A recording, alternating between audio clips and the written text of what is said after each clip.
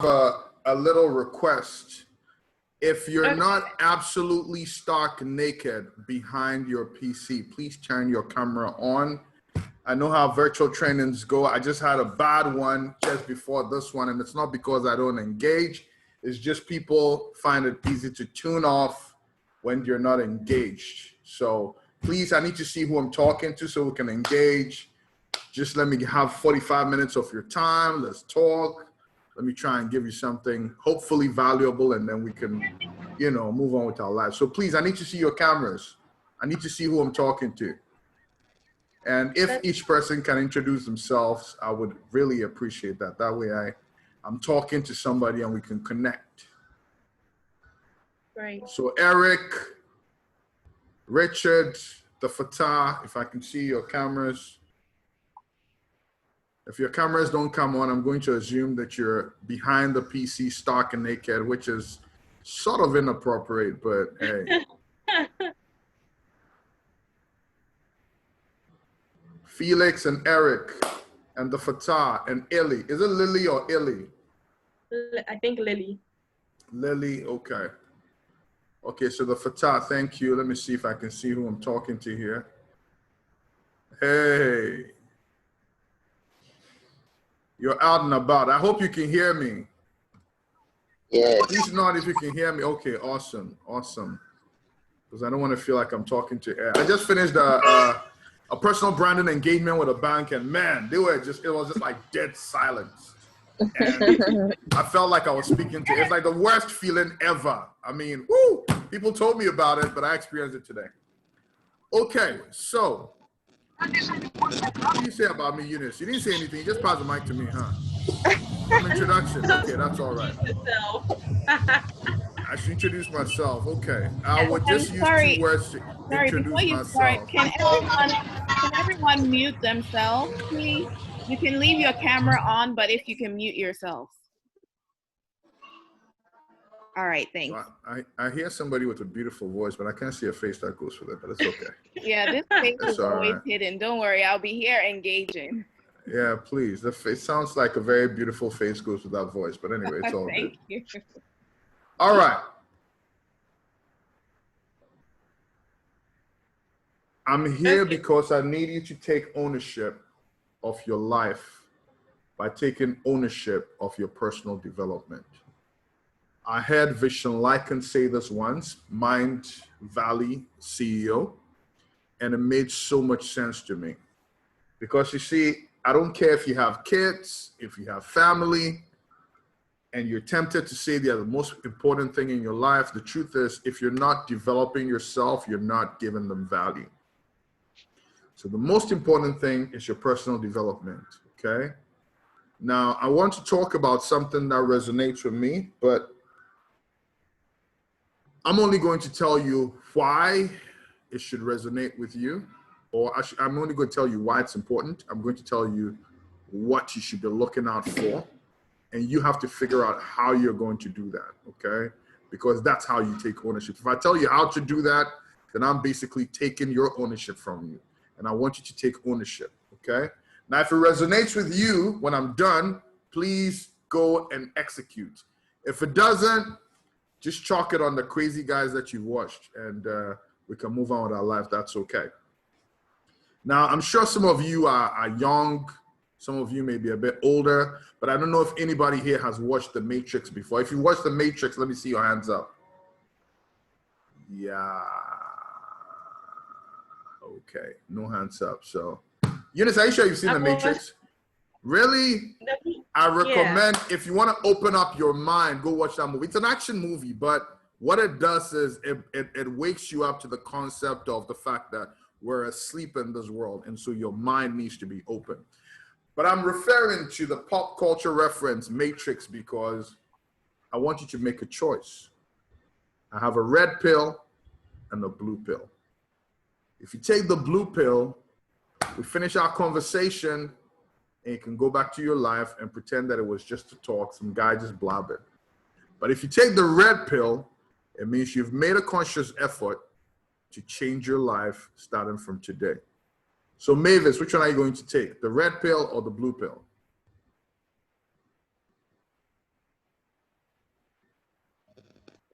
Um, the blue pill. Oh my goodness, Mavis. So you like your life just the way it is. You don't want it to improve. Okay, no problem. No. No. Sorry. Oh, you meant the red pill.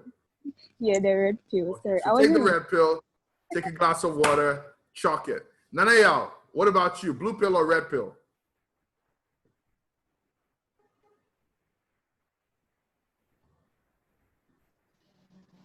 The red pill. That's what I'm talking about. And the Fatah, blue pill or red pill? You already know you're a red pill guy because you were the first person who put your camera on. Richard, blue pill or red pill? Red pill. That's what I'm talking about. Eric, blue pill or red pill?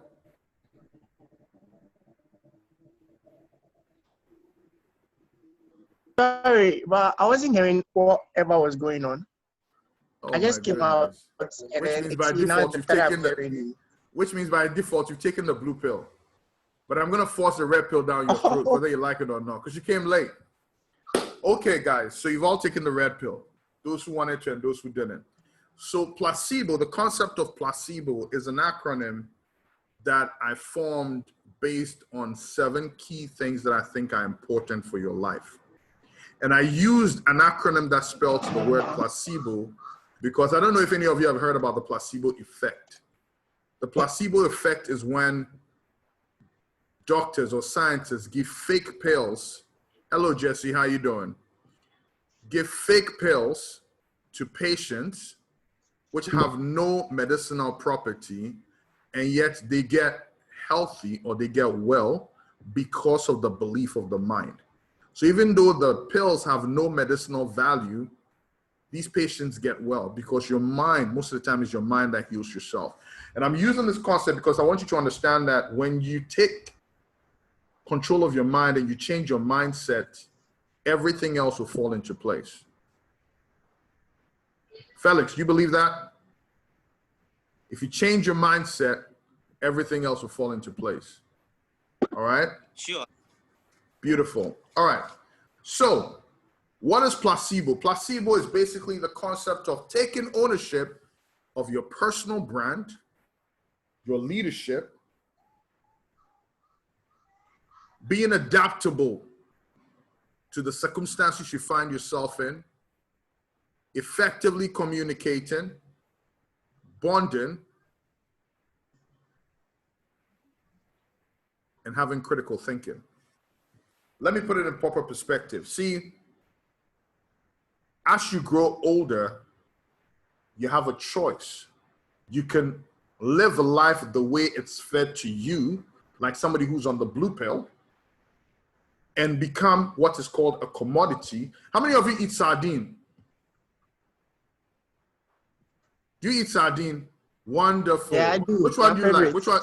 Which one do you like? Which of the sardines do you like? We have one called. You have one called what?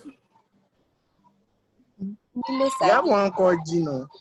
Gino, I don't even know that one. How much is it? Yeah. How much is it? Oh, it's 4 cedis. And 4 it's cedis. big. Yes. Oh, it's big. Wow. Wow. How much is Titus? I think Titus is 4 cedis. But Titus is small. He only has like 2 pieces in it. Yeah. Yeah. But most sardines are between 3 cedis and 4 cedis, right? What if you went to a shop and they sold sardine for 10 cedis? Would you buy it? Yes. If they sold sardines for 10 cedis, you'd buy it? No, I doubt. I doubt. Why do you doubt? You won't ask what's the name of the sardine. You just say no. What the? Oh, No, I would want what makes that sardine unique first. I mean, why what makes that okay? That, yeah, Thank you. before I could. Yeah. Great. So you understand that's the difference. Can I contribute? Can I? Yes, contribute? please contribute. Please contribute. So okay, so you're asking him if he would, when he goes somewhere and he gets a sardine for 10 cedis, is he going to purchase it? I think it depends on where the person went. I mean, when you go to the mall, prices are different from buying from a regular shop. So you could get the same titles. I have no idea. You have no idea. I'll tell you why. I'll tell you why. Because it's the mall. It's Lily, the I mall. want to see your face. I want to see your face. I love your laughter. I I'm want to see your face. Unless you're I'm on my stark way naked. home. I'm on my way home. Oh, you're not stark naked. You're fine. I just close for Okay. make, yeah. That's fine, Lily. Okay, so the mall has something that makes the products in the mall expensive. You know what that is? It has a brand. Are you with me? The mall has a brand, and that's why the products in the mall are expensive. Okay? Yeah. Now, if it wasn't sold in the mall, then it doesn't matter. Sardine is the same price. Because what? Because it's a commodity. Okay? Yeah. You cannot change the price of a commodity. The market determines the price of a commodity. Are you with me? So if each one of you is a commodity, the market will determine, one, if you get a job, and two, how much you get paid, because you're a commodity. I'm sorry. But if each one of you becomes a brand, you determine the value. Are we getting the difference? If you're a commodity, the market determines your price. But if you're a brand, you determine your price or your value. Are you with me? So which one do you prefer to be, a commodity or a brand? A brand. Wonderful. So the first thing you want to do is you want to build your personal brand. And I'm going to tell you how you're going to do it, why you're going to do it, and how you're going to do it effectively. No, not how you're going to do it. That one you're going to figure it out. I'm going to tell you what to do. I'm going to tell you why you should do it, and then you can figure out how you want to go about it. Okay. Now, as you build yourself as a brand, you will naturally have people who will follow you because people get influenced by the brand. Okay? Some of you are Shatta Wale fans. Some of you are Michael Jackson fans. Some of you are, you know, whoever, all these people following them. Why? Because they are brands. Okay? But when you start to get followers, the moment you start to become influential, you're becoming a leader. If you know how to lead, great things will come your way. If you don't know how to lead, not only will you destroy your own life, you'll destroy the lives of the people who are following you. So it's important for you, while you're building your brand and building influence, to learn the skills of effective leadership so you can start a movement. We're going to get into that, okay? Then beyond the leadership, as you're leading, your environment will change. Your circumstances will change. As your circumstances change, you can't still be that same person that's acting a fool like you were when you were a kid. You need to adapt to your changing circumstances. Are you with me? You need to adapt to your changing circumstances, okay?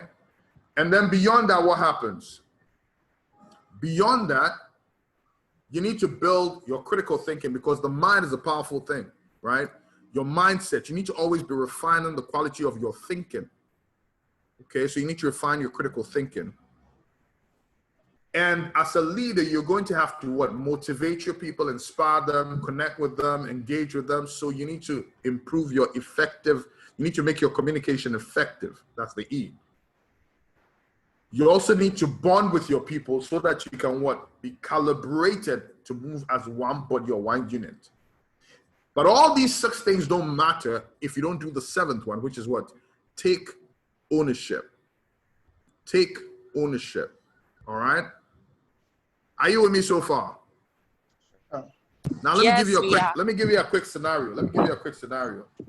So I met Eunice through her sister, right? Who used to be a mentee of mine. Okay, she used to be on this program and I was her mentor, right? But the moment I talked to Eunice, I was like, that voice is familiar. So I asked her sister to send me a picture. I said, I think your sister's voice sounds familiar. And then she sent me a picture. I said, I know this girl. Now, her sister was acting a fool. Oh, you don't know my sister, blah, blah. I said, no, I know her. So I went into my pictures and I dug in, and I'd seen her do a program once. She was an usher at a program that I was facilitating or I was emceeing. And I said, isn't that your sister? And the lady was like, wow, you do know my sister. But here's the thing. I meet a lot of people, and I definitely meet a lot of young ladies, right? So why did this one lady stand? And most of the time, by the time I meet somebody 2 days, 3 days later, 4 days later, I don't even remember the person. So why did this person stand out? Because even though it was a very short time, the way she worked that day, the way she comported herself, built a certain impression, okay? And that's what your brand does for you. It builds an impression such that wherever you go, you leave a lasting effect. Are you with me so far? So that's the power of a brand, okay? Now, if I met somebody like that along with like 10 different people and I was trying to hire one of them, who do you think I would hire? The person who made an impression, right? Beautiful, beautiful. Okay. Now I know some of you are working. Some of you are also in school. Wherever you are, you need to be positioning yourself by building your personal brand. So, why should you build your personal brand? The first thing, we don't have a lot of time, so let me just give you the highlights. And the contract I have with you today is I'm going to give you the why by piquing your interest in the important 7 pillars. And then you can now, Google is your best friend. You can now go and Google the heck out of everything I say and find the how. Is that cool? Felix, you're smiling, so I know we're all good. Oh my goodness, who's this? 1 second, please. Somebody is either calling my Skype or I have too many gadgets around me.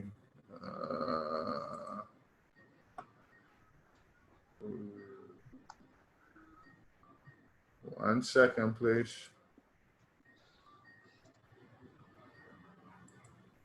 Okay, I just cut it out. All right. So let's go to personal branding. Why personal branding increases your value, period. Okay. Let me give you a quick scenario. There was a time when I started improving my communication skills, okay? And people started noticing. I remember once I did a program, I was emceeing a program with the president there, and it was an international program, African Open Data Conference. Actually, I was doing 2 programs, believe it or not. There was one I'm moving, picking one together, and I had to be jumping and shuffling between the 2. And I remember one guy, Moroccan, he was the CEO of an international brand, an advertising brand. And that's what he said. He said, you have got to be crazy. You have got to be crazy to be working, at that time I was working in the public service, to be working in the public service with a talent like yours, okay? And I'm not going to talk about what are the opportunities that came from that particular gig. Now, the gig I met Unison, that was the first time I was emceeing it. They loved me so much that, did you know the last year I emceed for them again? You probably didn't know that. Okay, so here's the crazy part about it. They booked me in January when they were going to have their program in December. Like right after the program in December, the next month, January, they said, look, we're probably going to do this next year, book the MC. So by January, I already know that December 6th, I have a gig. That's how crazy it is, right? And so value, okay? You want to build your personal brand because value. But the first thing is brand awareness, okay? So that's what I was talking about. People know that, you do what you do. The second thing is brand preference. That's where people say, no, you know what? Can I get that guy? Can you check with that guy first? And that started happening to me, okay? Check with that guy first. So if I was there in the mix, then I was a preferred brand. And I have a couple of gigs I do in Gimpe and a few other places where they always want to check out if I'm free before they even ask anybody else. But the craziest thing happened recently where this big organization said they wanted me and I wasn't available. And they changed the date for a big program so that I could be available to do it. Now that's crazy. Even for me, I thought, whoa. And that's what they call brand and sister. So that's when they say, we either want you or we want nobody else. And that's the type of brand you want to build. You want to build a brand from preference, from awareness to preference to what? To insistence, where you have equity in your brand, okay? And personal branding is a lifelong journey. I've not even scratched the surface of building my brand. In fact, I have friends of mine who think I'm crazy and think I'm not building my brand well enough, okay? So just to let you know that it's a lifelong journey. We're nowhere close, but you just need to be doing it consistently. So personal brand builds you value. Secondly, your personal brand gives you direction, okay? As a young guy, I know most of you, some friend of yours is always coming, hey, Charlie, what's up? Charlie, song, quack, quack, quack. You know, let's go tell ourselves, I get some business or I get something. And then you guys just jump in because they say it will give you money. But if you have a personal brand, you don't do that because you see your personal brand is calibrated based on your purpose and calibrated to take advantage of your talents, which are gift, innate and earned, which you've built into your skills, focused on your strengths, around which you build your competencies and your skills. So when you're calibrated like that, you don't just jump into anything unless that thing is part of getting you to that direction you're going, which is your purpose. And so personal branding gives you direction. So you're not all over the place, okay? You need to build your brand and make sure it's, you know, now thirdly, personal brand optimizes you.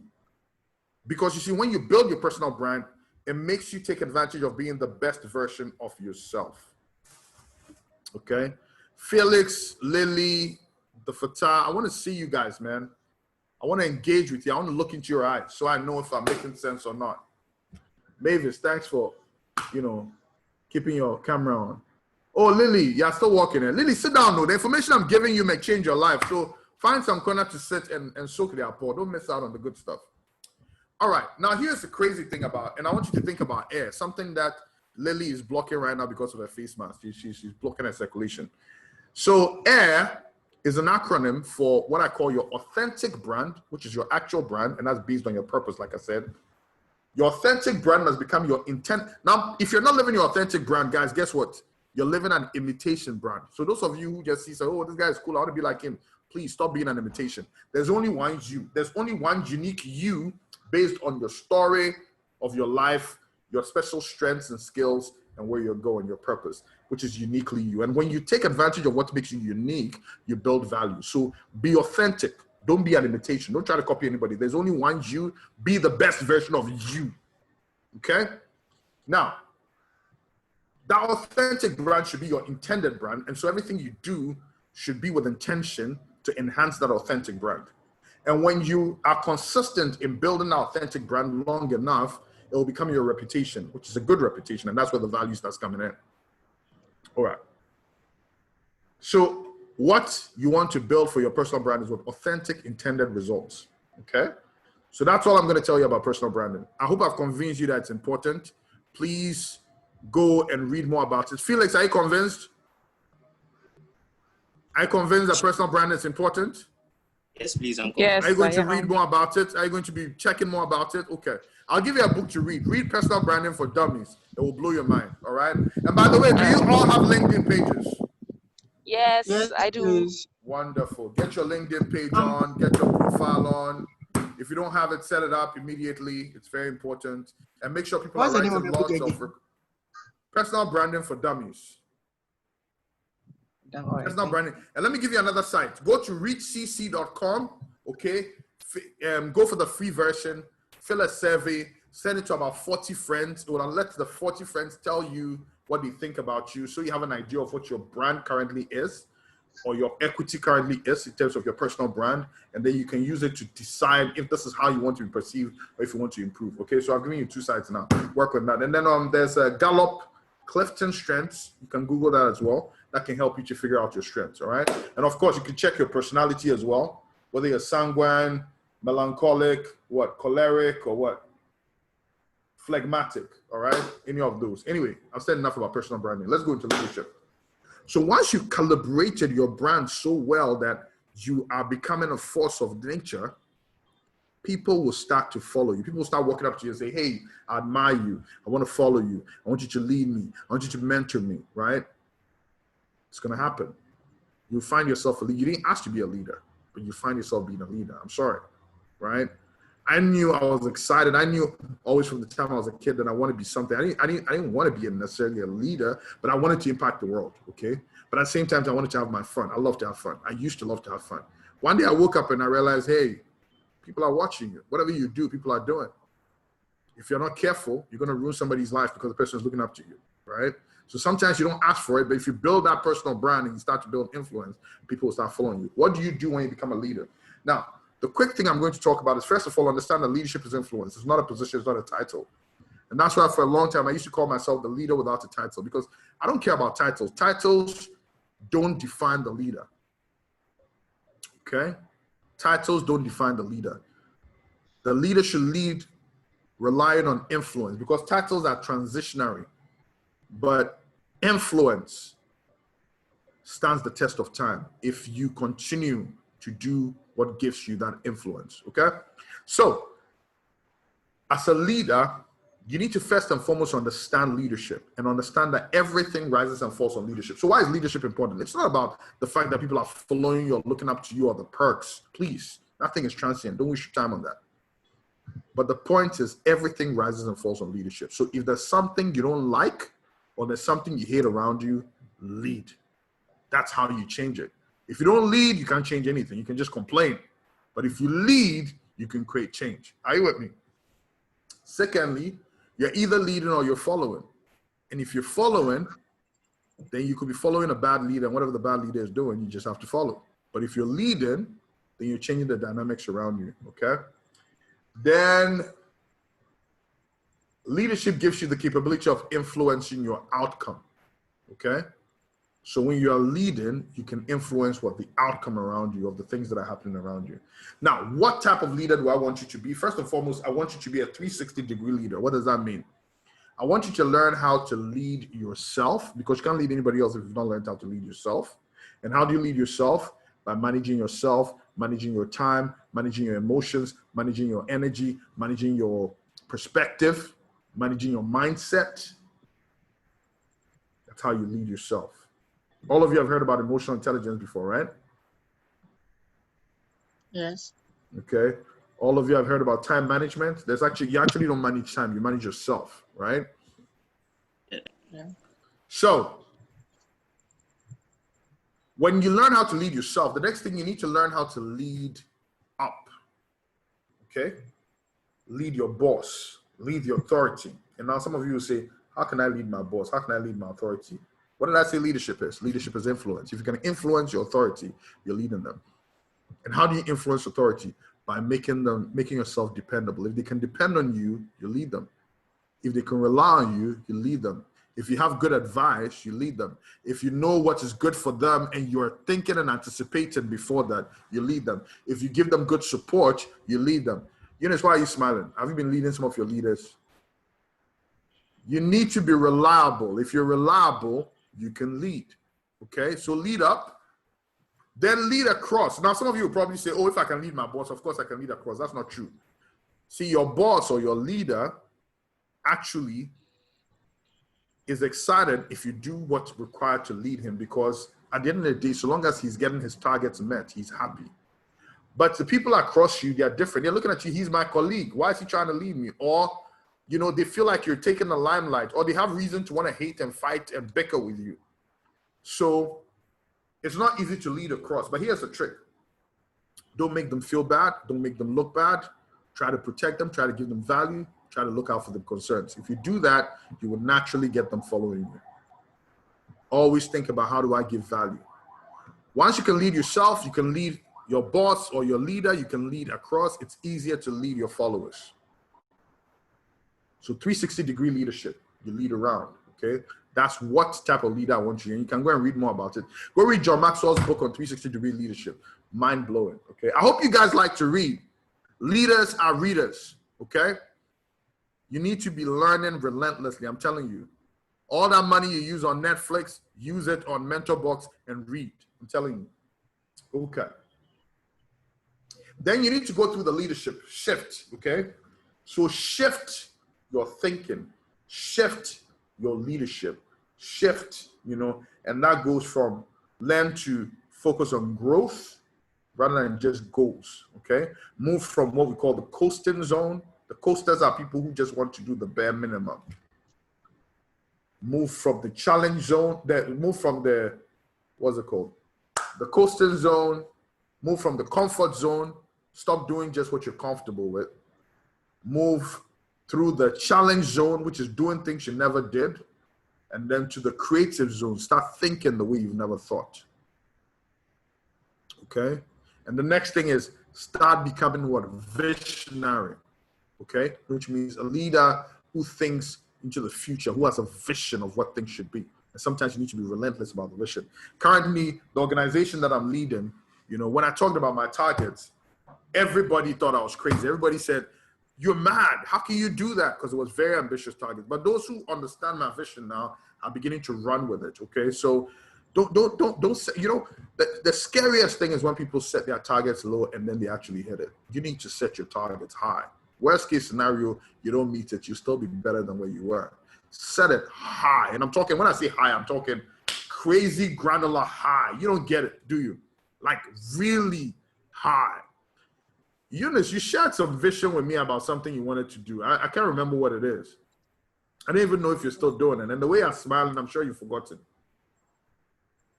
But you had some ridiculous, some very interesting. Do you remember? What was it? I'm trying to remember what exactly it was because I always talk about something. Yeah, she had something interesting. But you see, that's the sad thing. When they don't stick, when you're not consistent, they don't stick to the vision. So stick to the vision, okay? Then there's the last concept I want to talk about called the multiplier. I'm not going to talk much about it, but the multiplier. The multiplier is a leader who makes their followers feel like geniuses and creates other leaders. He multiplies his leadership. Who's the macho man behind you, Eric? Somebody's just walking around with his shirt off, just doing macho turns. Okay, it's all good. Yeah, all that's right. my friend. That's your friend, eh? Okay, there you are. Lily is happy. She likes what she sees. Okay, so moving on. Moving on to adaptability. Now, as you increase in your personal brand and as you build your influence, okay, your environment will change. Your circumstances will change. Your challenges will change. You know, and the one thing that's constant is change, but you need to adapt to them. You need to build resilience. Are you with me? So, adversity will come. Why should you build adaptability? Because adversity will come. The only thing that's constant is change. And what? And as you grow, your environment will change. But what should you do? First and foremost, you need to build resilience. What is resilience? Can anybody tell me? What is resilience? Or what is grit?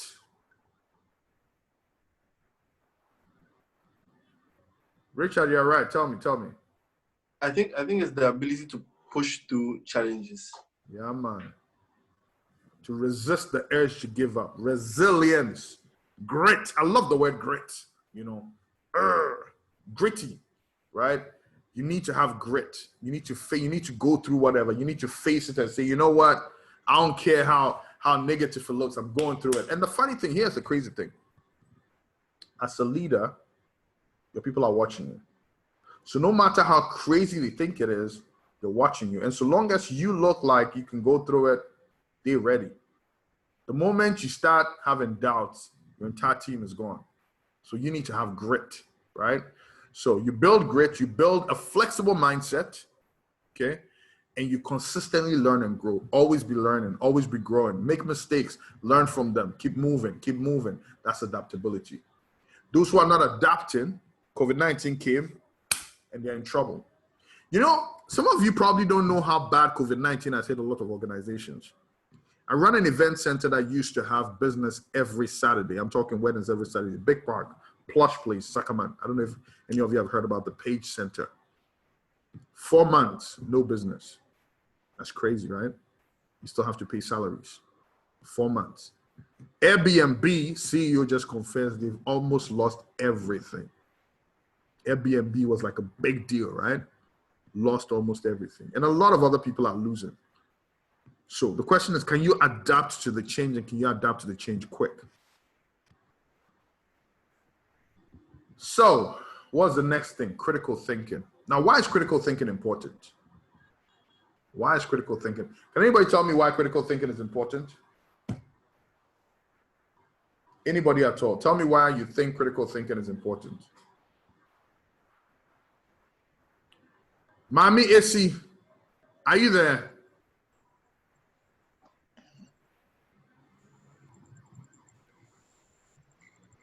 Hey, Mami Issy probably just logged on and ran away.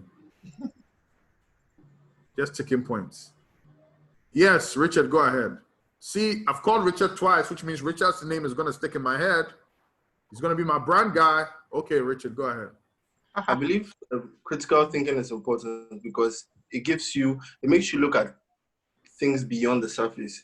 So whilst everybody's looking at the surface, you take the extra mile and look at it beyond the surface. So you see what the average person doesn't see. Okay, that's one good way to look at it. Okay, thank you. Anybody else? Well, somebody, you could also say that it means thinking outside the box. Thinking outside the box. Okay, all right. Who else? Ruth, are you there? Or what's that term? Oh, you're airing me. What is that? Is that what you say? Air. When somebody gives you two blue ticks, they say it's called what? You're airing the person. Joel, do you want to say something?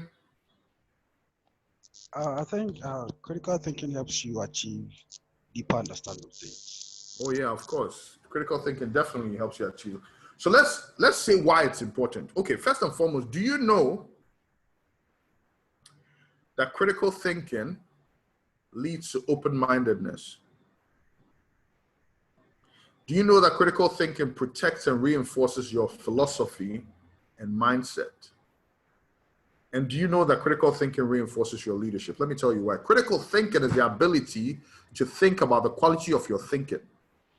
Critical thinking is the ability to think about the quality of your thinking, to move from egocentric to sociocentric. It's a very powerful thing, I'm telling you. It goes beyond just logic, rhetoric, argumentation, to checking off the background to any situation and to understanding the attitudes and the belief systems that present itself in arguments, okay? Do you know that a deeper understanding of critical thinking can eradicate racism? Ask me why. See, racism is a misdiagnosis of a problem that doesn't exist, where people think that just because they're a different color or they come from a different group, that they are better than other people, or that they deserve to have certain privileges that others don't. And that's because those people lack the critical thinking to understand things from the other person's point of view. So instead of finding what we have in common, they rather prejudge due to a lack of open-mindedness and a belief system that is flawed. Critical thinking allows you to see beyond that. You see, critical thinking looks at logic. First and foremost, are your arguments or your premises leading to a worthy conclusion? It looks at argumentation. Are the premises factual? It looks at rhetoric, the ability to use language to be persuasive, okay? And rhetoric, any strong leader who is quoted today after their death are probably leaders who use rhetoric in the way they talk. Rhetoric makes you a powerful leader, okay? Unfortunately, we don't teach it in our schools. So yeah, that's a problem. Critical thinking looks at the background of every situation. So before you say somebody is wrong, you actually take your time and ask, where's the person coming from? For example, if I came from Moon and I told you that the earth is heavy, you're probably going to tell me I'm crazy. But you don't know where I came from. I came from the moon. When I jump, I float. Now I'm here trying to float and you're looking at me like I'm crazy. You say, hey, you're mad. Why are you trying to float? Human beings don't float. You don't know where I'm coming from. You don't know that I lived my entire life on the moon. Are you getting where I'm coming from? So just because it sounds crazy to you doesn't mean it's crazy. It's crazy to you because of your worldview, where you came from. And understand that your worldview is not the ultimate worldview and you don't know it all. And so critical thinking teaches you that let me weigh the opinion even though it doesn't make sense to me. And let me understand or hear his case and try to see if there's a way we can find a common ground. That's the beauty of critical thinking. So what do I want you to do? I want you to study philosophy, logic, and argumentation. I want you to learn the use of rhetoric as leaders.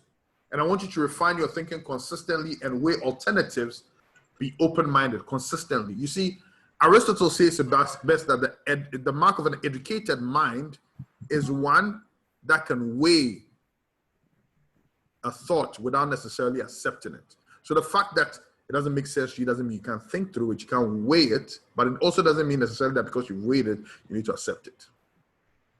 And the reason it protects you is because when somebody comes and is lying to you that I promise that when I come in power, I'm going to do X, Y, Z, because you have critical thinking, you assess what they are saying and see if it makes logical or there's proof, or you can interrogate to see if it has merit. All right? And that's why critical thinking is important, and that's what I want you to find out in critical thinking. What have I talked about so far? Eunice, I want to recap.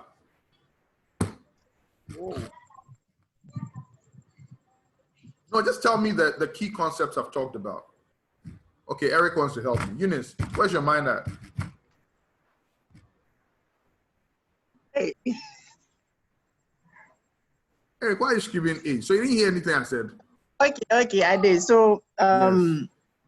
first we started with why we need a personal brand, and then you gave some few points, which included increasing our value, then giving direction, and then you spoke about A. You spoke of A, where you said the A should stand for authentic brand. That is, build your own brand based on your own strength and weaknesses. So you wouldn't end up imitating others' brands. And then you spoke of the I to be intended brand, and then they had a reputation. So we said a reputation, consistent building of intended brand leads to reputation. And then from there you spoke of leadership, where you said leadership equals influence, and that leadership is not about position. And then we spoke of the essence of leadership as well. And then you advised that we need to be 360 leaders. Okay. Yeah. But what's the connection between leadership and personal branding? So, leadership and personal branding. Mavis, do you remember? Ooh. How did I connect the personal brand to the leadership? Personal branding. So when so you're supposed to build up yourself very well. So that's the personal branding. So building up yourself so well can help you become a good leader, because when you don't know your weaknesses and then your strength, you can't go ahead to lead other people, else they'll go astray. Yeah, right, but that wasn't the full connection. So what I said was that as you build yourself, to add to that, as you build yourself, people begin to Exactly, Eric. As you build yourself, you build influence, and as you build influence, people will tend to follow you. When they follow you, exactly, Eric. Thank you. So you position yourself to lead. Okay, and then what was next? As you begin to lead, what happens? Because I want to make sure that all the parts are connected. As you begin to lead, what happens? Okay, so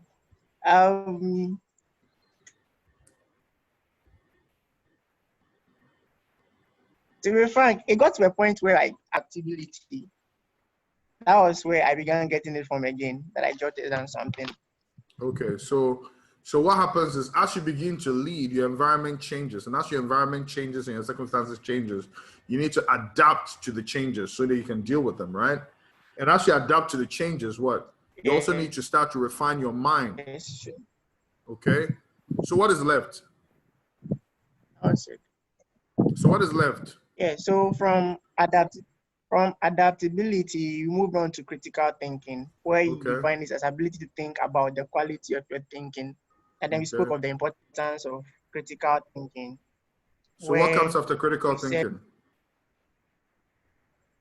You were talking of the importance of critical thinking, where you said it improves your ability to influence and then helps you to weigh points even if you don't agree with it.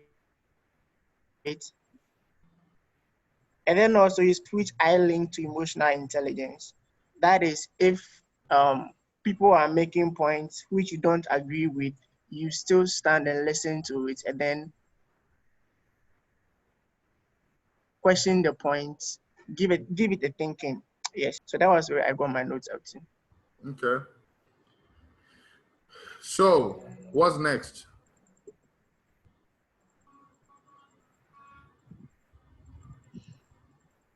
Next lesson. What's the word I shared initially when we started?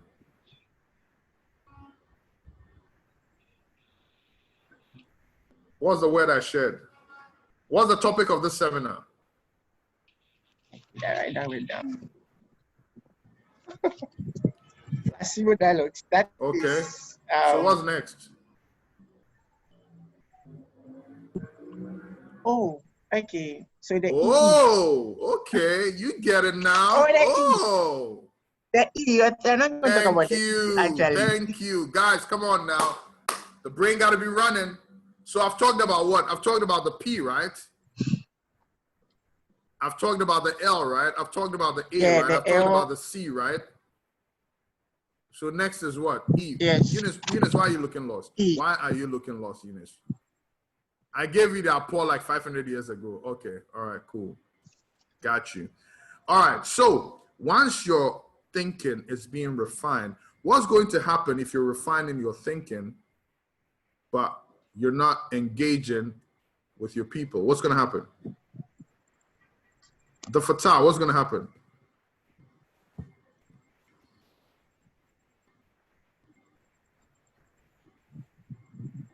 Huh? What's going to happen? You're going to start getting disconnected from your people, right? Because your thinking is changing and your thinking is remaining. And what's going to happen? There's going to be a disconnection, right? So you need to learn to do what? To effectively communicate with them so that they continue to engage with you, so they move with you. Is that all right? Sometimes your vision is at a place that they don't get. So you need to what? Refine your vision, effectively communicate it so they buy into it, they get it, and they're able to follow. Okay? So, why should you invest your time into effective communication? Let's go to the why. You're a captive until you find your voice. So if anybody who cannot effectively communicate is a captive because they can't express themselves. They're like in a prison, locked away, and they can't speak up. Can you imagine that? Imagine if you guys lost your voice. What are you going to do? You're screaming for help. Imagine it. I want you to think about it right now. You're screaming for help. Scream. You can't, nothing is coming out. That's going to be frustrating, right? Have any of you almost drowned before? Any of you here, have you almost drowned before? No? Yes, I remember. I have a couple of times. You know, and you open your lungs and water is just rushing in and nobody can help you. And the water is just coming, you're screaming, but nobody can hear you. Yes, Mavis, think about that. That's the frustration. And that's how it feels when you don't have a voice, when you can't effectively communicate. For the ladies here, I'm sure we've heard, you know, there was a whole movement around Me Too movement, around ladies who had been abused and hadn't been able to tell their story. You saw their pain, you felt their pain. They didn't have a voice. So we need to give people an effective communication tool so they can express themselves, right? So you're captive until you find your voice. Your ability to protect your ideals, yourself, your relationships, rely on your ability to what? To communicate. That's one. Two, your ability to lead effectively is predicated on your ability to communicate effectively. And three, it unleashes what? Opportunity. Are you with me? It unleashes what? Opportunity. Now, what are you supposed to do? Understand what communication is.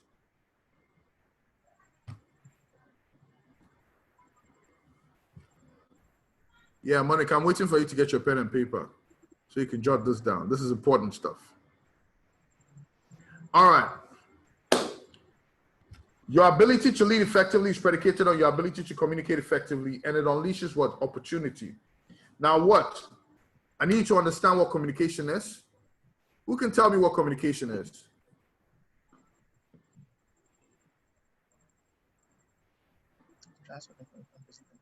Yeah, say it. Come on, Eric, be confident. If you're wrong, you're wrong. We learn from it. Don't be afraid. The transfer of information from one person to the other with understanding. Oh my goodness. You even said more than a lot of people do. Understanding is crucial. But the other thing is you need to test for feedback. And you need to be aware of the channel that you're using. So make sure that you effectively transfer the information. George Bernard Shaw says it well when he says that the greatest illusion is thinking that communication has occurred. And that's costing a lot of companies money and a lot of friendships and a lot of other things. Okay? Monica, are you raising your hand? Or you're waving? Monica Afo, you're on mute. I can't hear you. I'm not waiting. Oh, okay. I saw your hand up. All right. So moving on. We need to understand what communication is. We need to understand what interpersonal communication, intrapersonal communication, and learn to listen more than we speak. We have 2 ears for a reason. 2 ears means listen more, speak less. All right. Now, what's the difference between intrapersonal communication and interpersonal communication?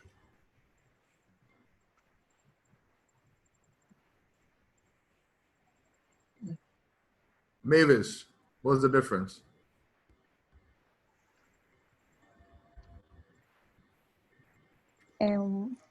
Interpersonal communication, I think, is between maybe you and people around you. Interpersonal is you and people around you.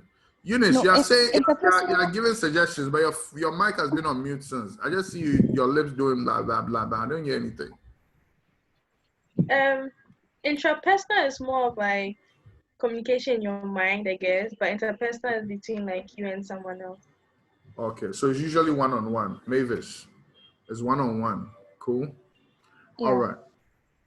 And then intrapersonal is within. Okay. All right. And then there's what public speaking. As a leader, you need to be able to speak in public. Public speaking, glossophobia, there's a fear of public speaking, and it's the biggest fear, right? But you need to learn how to speak in public if you're a leader. Otherwise, you're going to get in trouble because you need to speak to your people. Okay. Now, let me quickly pause here and do a little exercise before we go on the last 2. So, do you all know each other? Do you all know each other? No. Oh, no. Oh. Yes. No. No. Does everybody know at least 2 people here? One person. Maybe she only know at least one. Okay, does everybody know at least one person here? Yes.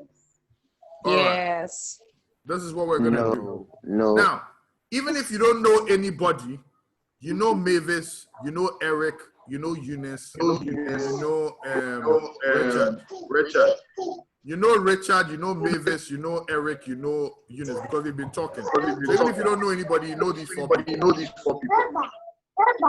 Okay, and you know the beautiful voice behind the Rajwa communication. So yes, at least I know you know her. All right, so this is what we're gonna do. I'm giving you 2 minutes. Are you all listening? I'm giving you 2 minutes.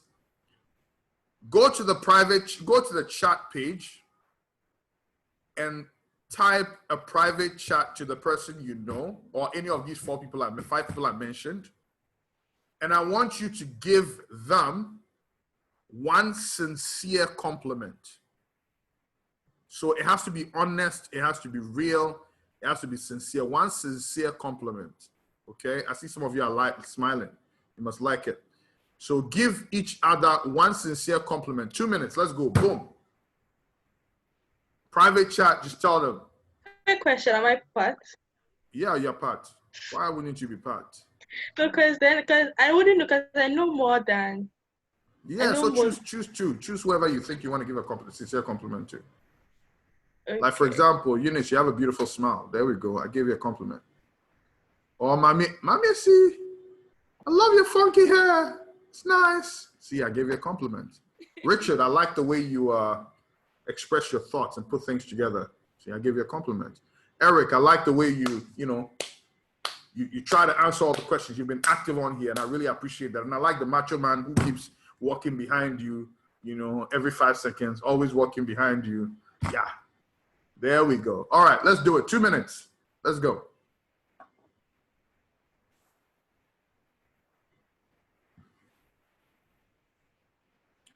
Jesse, you can't hear anything. How come you alone? You can't hear anything? Please, I still can't hear anything. Please check your internet, too, I beg. Okay.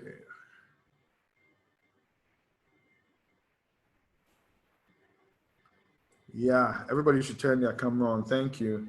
Those who haven't turned your camera on, it means you don't pay attention to instructions. You poor. I'll put that on your CV. If I see you anywhere, go Eunice. Hey, why is Eunice getting so much fans? What did she do? Please, it's been solved. Okay. Please, are we writing to each other? Mami, see, I don't see you writing to anybody. Write to somebody, please. I sent it directly to Eunice. Oh, interesting. Go, Eunice.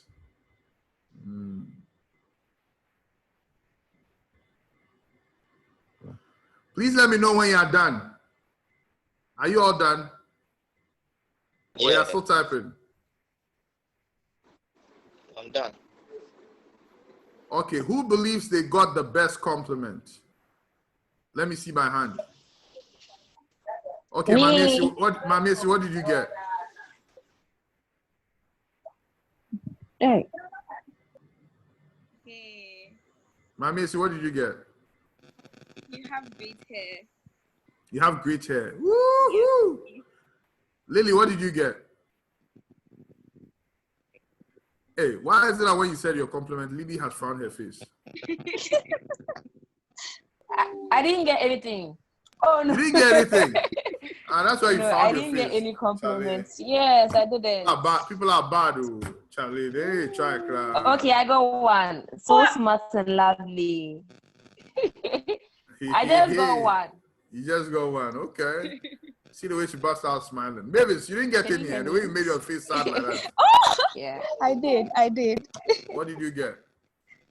I like your smile. Hey, pressure. Felix, what did you get? Nothing. Oh, Charlie. Boys are bread. Richard, what did you get? Let me read it. Oh. Eunice, in fact, I'm going. I've come to talk for 45 minutes. One person couldn't even say something nice to me. I'm out of here. Y'all wicked. Now somebody's telling me my network was off. That's why I couldn't give me a compliment. Okay, it's all good. All right. But how did the compliments make you feel though, guys? How did it make you feel? How did it make you feel? It's made me smile. It made you smile? Okay. What else? Lily, is that your baby crying like that? Imagine. My Mommy, little how did brother. it make you feel? Sorry. Mommy, how did it make you feel? I smiled. You smiled. No, but I asked how it made you feel. I didn't say what did you do. Like, I felt good. You felt good? Like, it feels good? Yeah. Okay. You get all the fuzzies? Eunice, your compliment. Hey, Eunice, yeah, she's not finished replying to your compliment too. How did your compliments make you feel?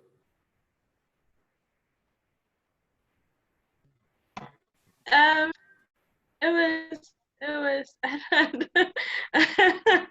It was her. I'm used to getting compliments. How many of them were men? The way you're smiling, how many of them were guys? I would have to check. Guys, you see what's happening here? Yeah. She's gone all shy. Imagine. Guys, the whole point of the exercise was you to understand the power of compliments. But I don't want to focus too much on the power of compliments right now. I just want you to think about how it made you feel. And as you think about that, I want you to think about the importance of making people feel good to increase the bonds between you. After you become a leader, you have a team that is following you, you need to be able to build a certain bond that calibrates you. How many of you have seen the movie 300?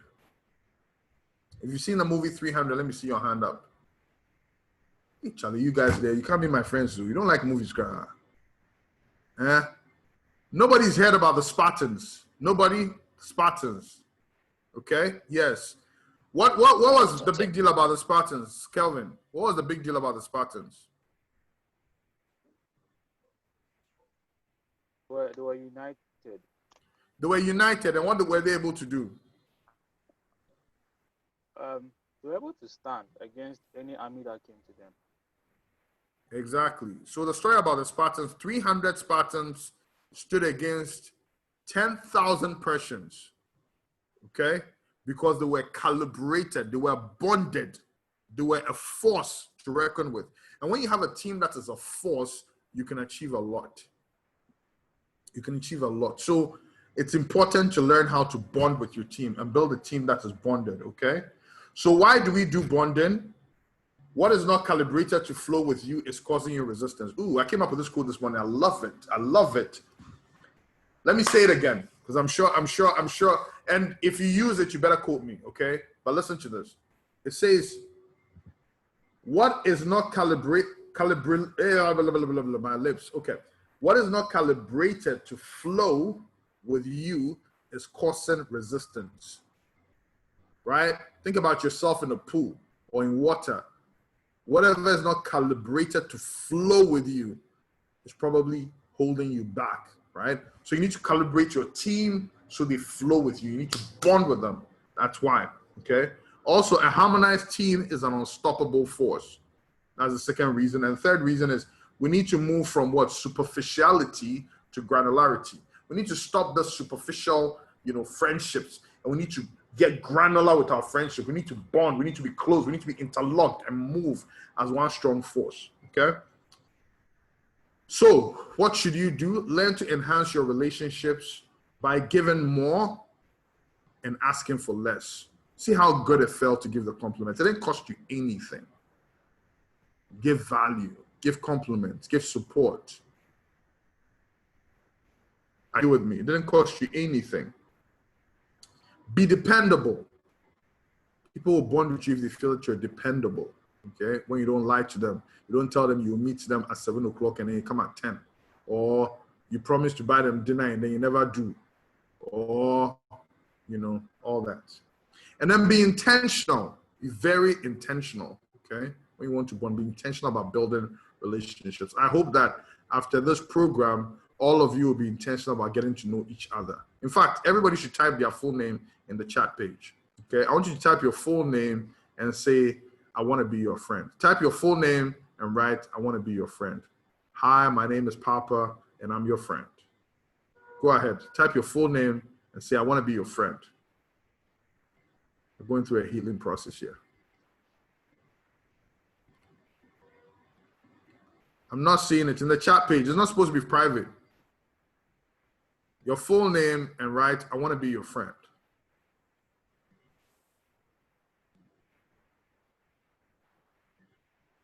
While they are doing that, Eric, what was the last thing on my list?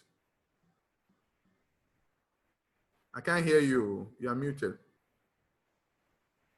So I made mention of the fact that my network went for some time, then I came back. But the last thing was on bonding. No, but what comes after bonding? Guys, if the internet cuts right now and I don't tell you about the last one, all the 6 I told you don't matter. Because the last one is what holds everything together. And that's the big O. Placebo. That's the big O. And that O is what? Ownership. You need to take ownership of your life. You need to take ownership of your placebo. Right? Ownership is knowing what needs to be done and getting it done, no matter what it takes. Ownership is not being in denial or being a victim. Ownership is not giving excuses, but getting it done. Ownership is not blaming somebody else for your problems. Ownership is about taking responsibility and being accountable for what you need to get you to the next level. Let's take ownership. Oh, Eric Tete, I want to be your friend too. Abdul Fattah Masood. Yeah, I want to be your friend too. Kelvin Duho Havel. I want to be your friend too. Okay, nice one. Doesn't it feel good to write it down, write your full name and say, I want to be your friend? Doesn't it feel good? Don't you feel released? Don't you feel powerful? Yeah. So that's ownership. Okay, now why should you take ownership? Because everything else does not matter if you do not take ownership. Ownership gives you better control of your circumstances, and it gives you a better chance to succeed, okay? So what should you do? Move from the victim to the victor.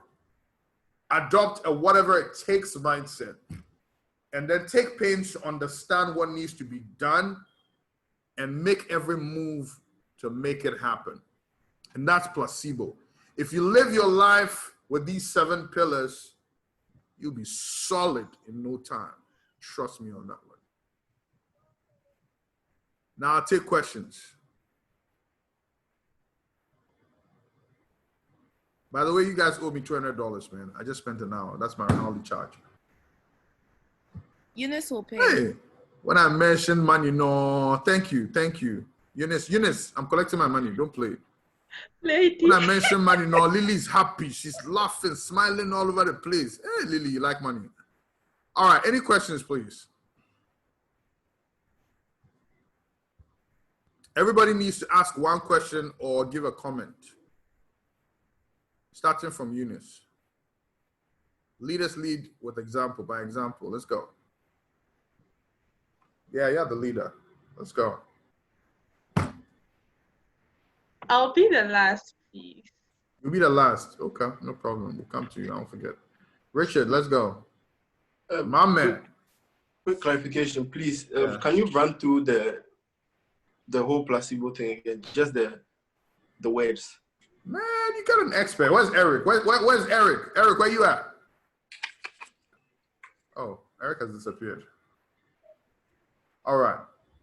Placebo is personal branding, leadership, adaptability, critical thinking, bonding, and ownership.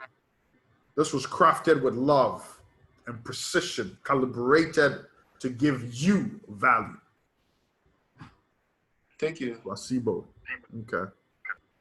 All right, Mavis, what's your question or comment? You have to say so. Either you ask me a question, you make a comment, or you have to tell me that you love me. Which one is that? Which one is it going to be? One of 3. Okay.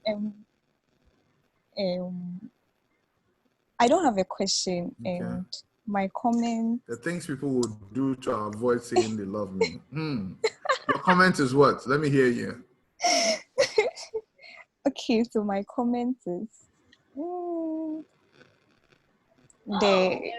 whole talk on placebo has been very insightful. I've really learned a lot from it, especially with the building a brand, personal branding, developing yourself, effective communication, and all that, and the leadership skills as well. All right. Appreciate it. Monica. I have a question. Yes, please. Okay, so what is your personal opinion on this social media era? So you know how most millennials and Gen Z now, they go on social media, they build their quote unquote personal brands, and then they get influenced or they become influencers, quote unquote. Is this equivalent to everything that you've said, or is that like a lower level? That is exactly everything I've said. Okay. But let me explain. Mm-hmm. So I said, once you start to build your personal brand, you build influence. And once you build influence, you will lead. The question is, are you equipped to lead? Right. So all the chaos that you see that comes from people following the wrong people comes from irresponsible leadership. Because once you build that influence, people will follow you. Now, if you use that influence to do stupid things, people will do stupid things, and you will be held one day accountable for the people who fall because of you.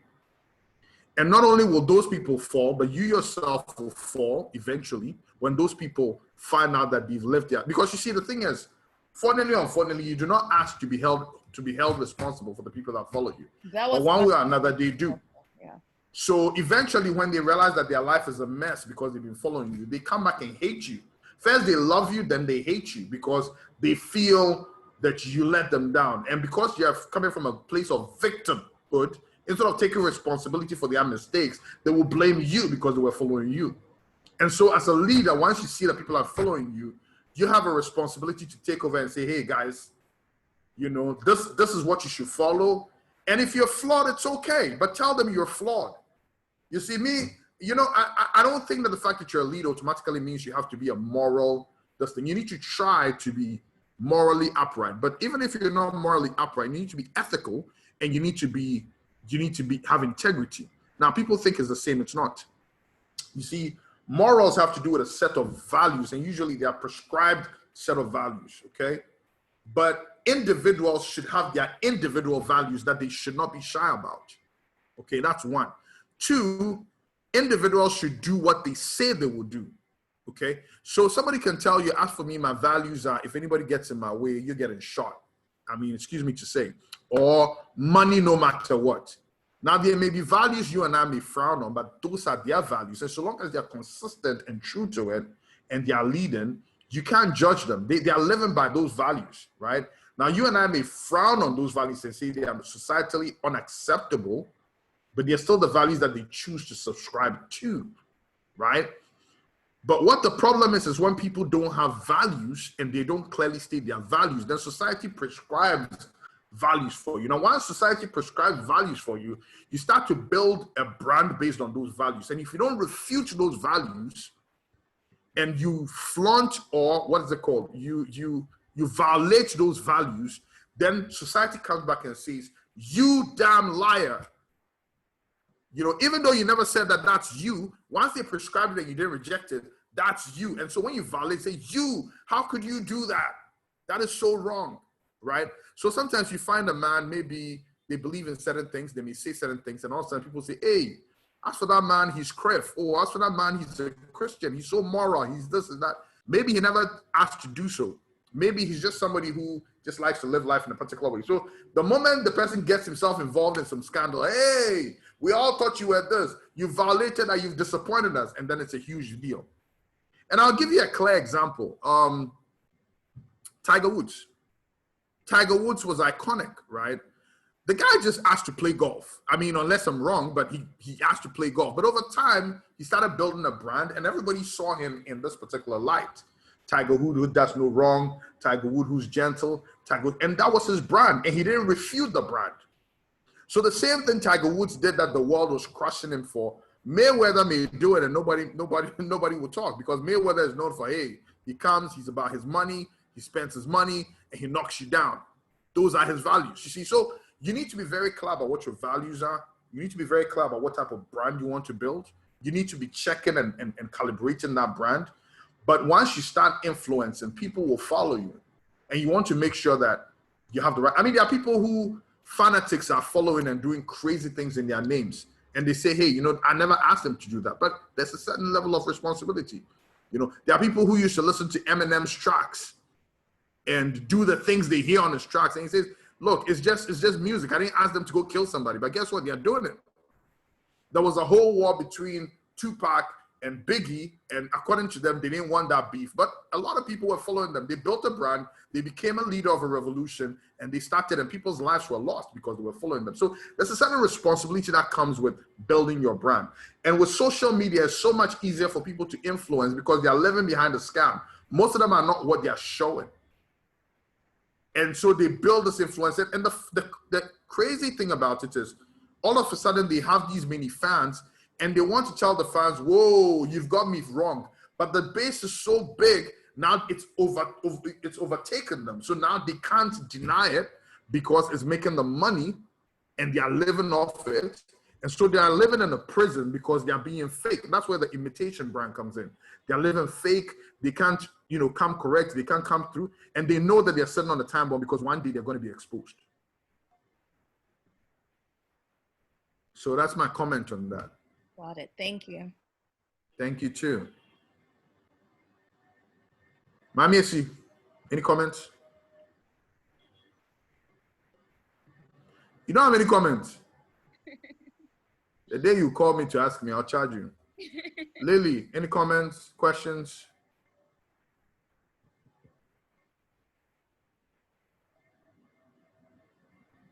By the way, there's something called brand association. Okay, so I wanted to ask a question, but then I think you've already answered it. Okay. Oh, what question was that? Or about the social media influencers? Okay, there's something also called brand association. So you may build a brand based on the people that you associate with. So you need to be careful of the people you associate with because that also affects your personal brand. I'm sure you all know that already. Monica, any questions? No? Okay. Eric, if nobody has questions, then I'm running away. Okay, Richard. Eunice, when you finish, give my number to Richard. Richard is my best friend. The rest of the guys here, and you know, Madame, that's it. Just two of them. The rest of the guys are not my friends. Yeah, Richard, go ahead. This one is a bit random, but I wanted to ask if you're part of the Toastmasters Club. I am the Toastmasters Club. No, I'm just kidding. Yeah, I'm part of the Toastmasters Club. Okay. But why, are you going to be a part of Toastmasters? I want to be. So what are you waiting for? Toastmasters is guaranteed to help you build your personal brand. But isn't session now? Absolutely. We don't stop. In fact, Toastmasters is about to start doing some crazy things. You see the flyer behind me? That's a partnership between Toastmasters and Rotary. So there's some big things coming. So this is the best time to jump on board. Sure. Thank you. Thank you too. Eric, I'll take your question and then I'll wrap up. Oh, okay. Your comment. I really don't have any question, but then, I was looking at this point, the authentic intended brand and reputation, and then looking at the authentic brand, I was just saying that if you would want to build a brand based on your strengths, then it means that you need to undergo a self-discovery, a thorough one, get to know yourself to make sure that you are building a brand that actually defines you so that you don't end up imitating others. Yeah. Exactly. Eric, do you drive? Yes, please. But do you have a car though? No, please, I don't. Okay. But Eric, have you ever driven a fast car before? No, please, I haven't. Okay. There's nothing more annoying than seeing somebody behind the wheel of a Ferrari and they're driving like a tortoise. You understand what I'm saying? Yes, please. Or they buy a Bugatti and then they are going at 20 miles per hour when there's no car in front of them. It means they do not understand the horsepower that they are sitting on. And that's the way a lot of us are living our lives. If you don't discover what you're made of, you're living myopic when you're a giant, when you have power within you, when you're turbocharged for greatness. A lot of us are precisely calibrated for some great stuff. And when I say great stuff, I'm not talking about become a pastor or become a CEO or nothing like that. Even as a sweeper or as the garbage man, you can be the best garbage man ever and leave a legacy. You understand? But some of us just want to live average. Are you with me? Yes, please. You need to calibrate yourself. You know, last time somebody said something, which I thought was a bit naive, but anyway, she said, oh, you've built yourself a Toastmaster. Why do you even still continue practicing? Because I don't know what else you want to go to. I said, look, I'm not even close to where I want to get to. When I get to where I want to get to, I'm going to be going for peacekeeping missions where I go to rebel camps and tell them, guys, you know what, put your guns down and let's talk. And they'll do it. Till I can do that, I'm not where I need to get to.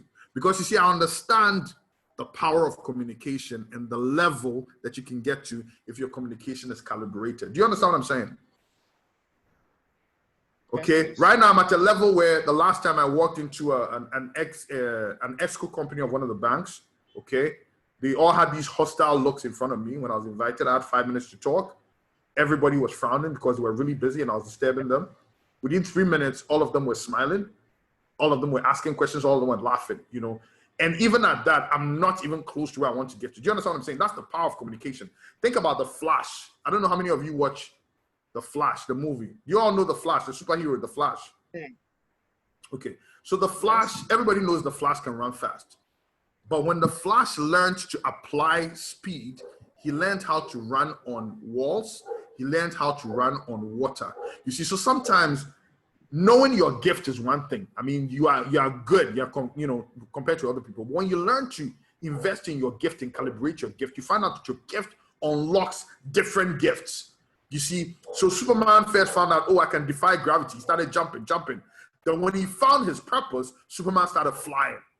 Okay, each one of you has a skill that you're playing with and you're taking for granted. But when you start to calibrate that gift, identify those resources, identify what you're made of, you'll be doing things that will not only leave your mouth gaping, but your entire family will turn and say, your mother will ask, is this the son I gave birth to? Your mother all of a sudden would start feeling like, this is not my son. This is somebody that was placed in my belly and I just gave birth to him, because the power is, but we are living mediocre because we don't discover ourselves.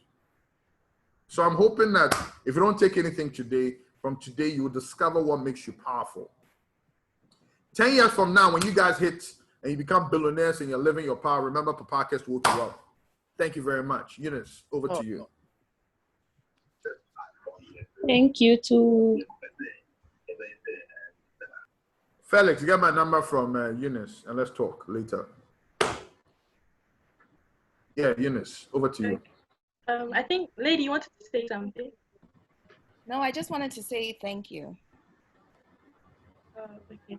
Thank you so much, Papa. Like, we are really grateful, and I'm sure everyone here has learned something new, something that they could use for like their personal brand, and especially those who don't have brands yet can start building from scratch. And I'm sure in the next few years, they'll look back at it. I'm sure you even be proud to say, oh, I'm sure, especially I'll those be proud. Yeah, so thank you so much. I'm sure you're a very busy person, so getting you to do this was like, we really appreciate it. I learned a lot. I took my notes down. I know you didn't see my face, but believe me, I was happy. Yeah, I'm gonna go look for your face. You posted it on the thingy, right? On the LinkedIn. Was that you? Yeah. Do we know each other? I don't. We have a lot of mutual friends. Okay. I mean, mutual contacts. So I don't know. Okay. All right. Yeah. To be discovered later. So I'll give you an update. That I trust.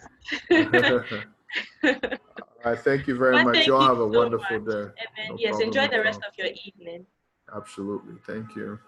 Thank you. Bye-bye.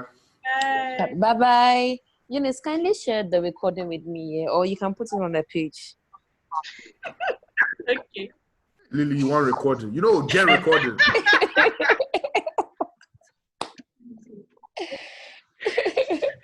Bye-bye.